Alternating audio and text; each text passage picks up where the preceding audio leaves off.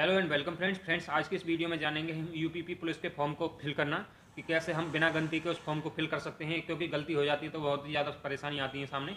तो बिना गलती के हम फॉर्म को कैसे फिल कर सकते हैं, आज उसी प्रोसेस को हम समझेंगे। पूरा फॉर्म ऑनलाइन करके दिखाएंगे शुरू से लेकर एंड तक। फीस पेमेंट, फोटो अपलोड कैसे करना है और क्या क्या डॉक्यूमेंट लगेगा वो भी सारी चीज़ बताने वाले हैं।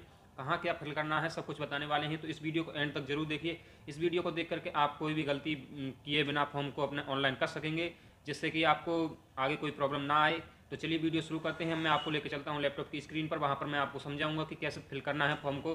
तो पूरा वीडियो देखिएगा एंड तक। और आपको कोई भी डाउट हो कहीं भी किसी भी समय तो आप कमेंट कर सकते हैं, हम तुरंत रिप्लाई देंगे आपको। तो चलिए वीडियो शुरू करते हैं।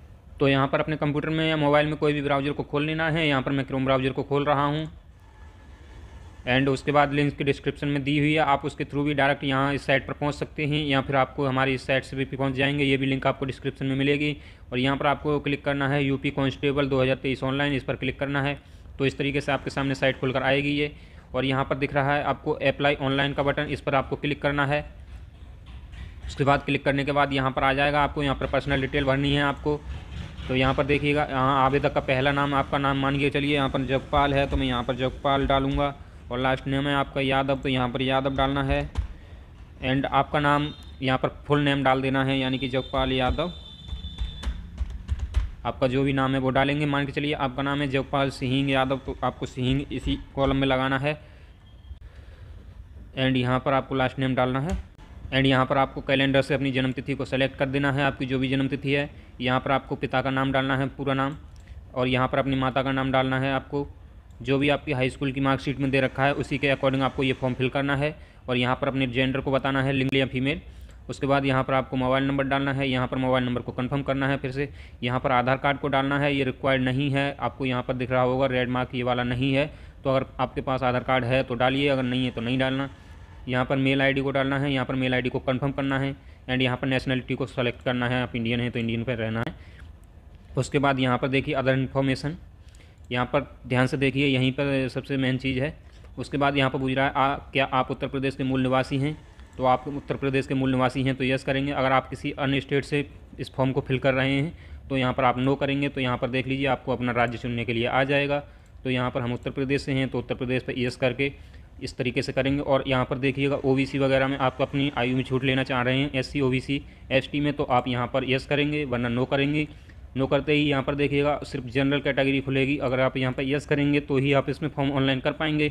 तो यहाँ पर आपको बताना है आपका डोमेस्टिक सर्टिफिकेट इशू करने वाली स्टेट का नाम। तो यहाँ पर आपको आपका जो भी होता है मूल निवास होगा उस पर नीचे लिखा होगा किसने जारी की। तो ये ज़्यादातर एसडीएम करता है, सब डिविजनल मजिस्ट्रेट। तो इसी पर क्लिक करना है। उसके बाद यहाँ पर सर्टिफिकेट कब ऑनलाइन हुआ था, इशू हुआ था, उसकी डेट यहाँ पर डालनी है। मूल निवास का प्रमाण पत्र या सर्टिफिकेट नंबर डालना है।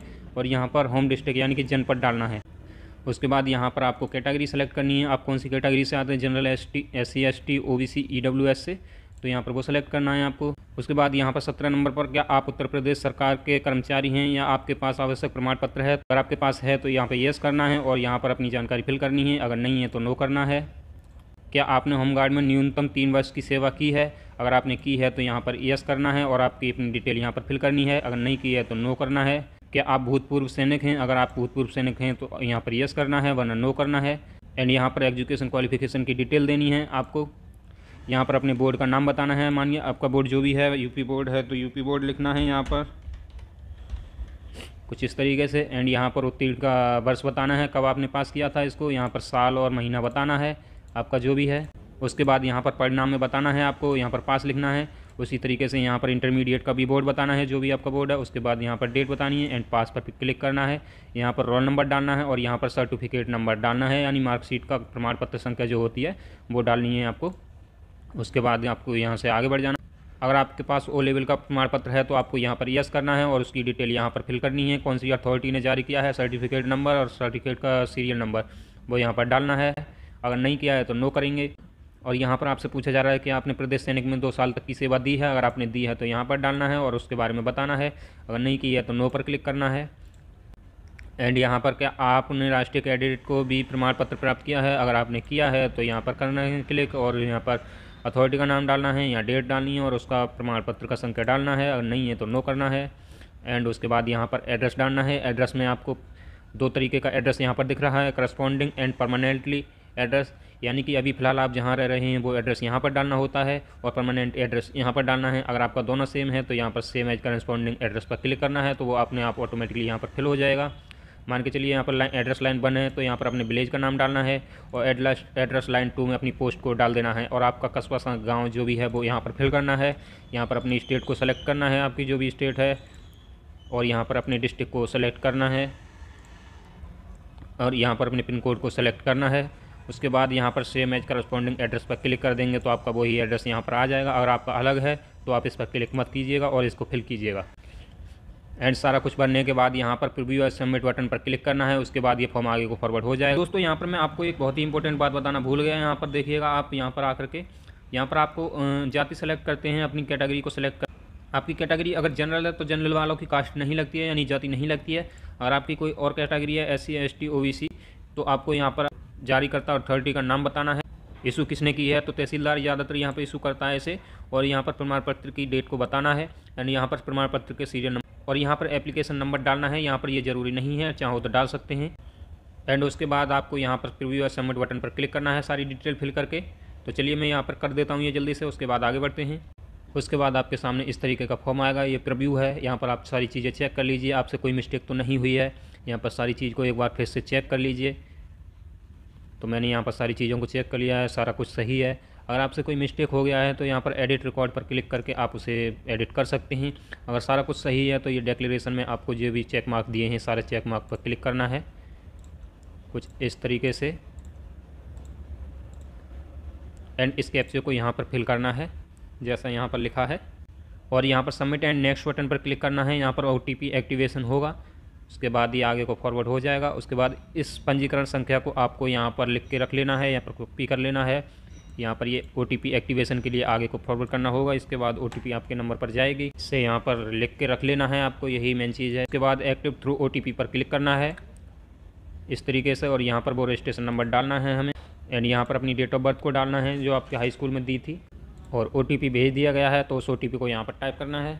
उसके बाद एक्टिवेट बटन पर क्लिक करना है तो ये आपका एक्टिवेट हो जाएगा एंड इस तरीके से आपको यहाँ पर लिख कर आ जाएगा your registration is activated, you will now be direct to login page. आपको लॉगिन पेज पर फॉरवर्ड कर दिया जाएगा यहाँ से। अब यहाँ पर आपको रजिस्ट्रेशन नंबर डाल के फिर से लॉगिन करना है एंड यहाँ पर डेट ऑफ बर्थ को डालना है एंड इस कैप्चे को यहाँ पर फिल करना है जैसा यहाँ पर लिखा है और लॉगिन बटन पर क्लिक करना है। उसके बाद ये लॉगिन हो जाएगा और यहाँ पर सेकंड स्टेज में ही आपको पेमेंट करना होगा 400 रुपये का, तो यहाँ पर से पेमेंट कर देना है पे नाउ बटन पर क्लिक करके। यहाँ पर पेमेंट पेज खुल के आ चुका है। आप यहाँ पर नेट बैंकिंग से और UPI से पेमेंट कर सकते हैं, तो यहाँ पर मैं नेट बैंकिंग से पेमेंट करने वाला हूँ। आपकी जो भी बैंक है, मैं SBI से करने वाला हूँ। आपकी जो भी बैंक है तो अदर बैंक भी यहाँ पर आती हैं, तो पेमेंट करते हैं। उसके बाद आगे देखते हैं। यहाँ पर हमारा पेमेंट हो चुका है। यहाँ पर 6 रुपये आपको एक्स्ट्रा काट लिए गए हैं, वो पेमेंट गेटवे का चार्ज लग गया है।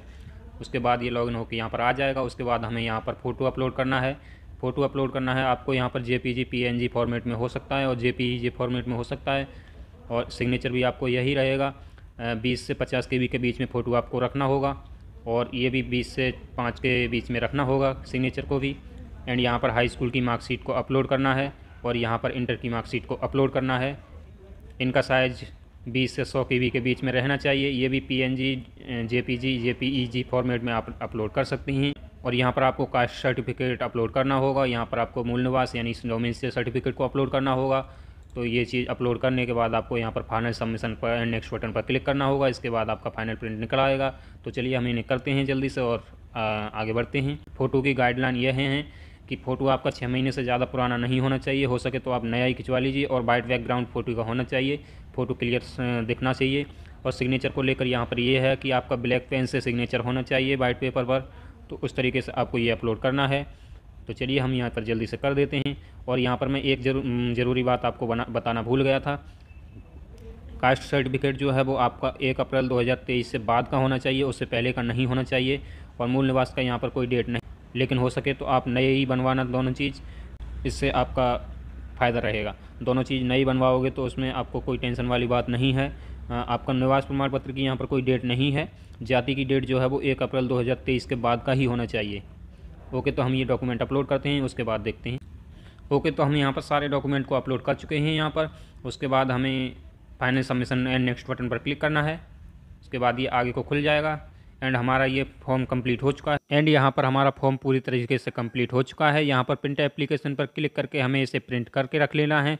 इसे आपको संभाल कर रखना है क्योंकि यही काम आने वाला है। तो आई होप आपको ये वीडियो अच्छा लगा होगा, आपको चीज़ें समझ में आई होंगी। अगर आपको कोई भी डाउट है तो हमें कमेंट में करके पूछ सकते हैं, हम आपका रिप्लाई तुरंत देंगे।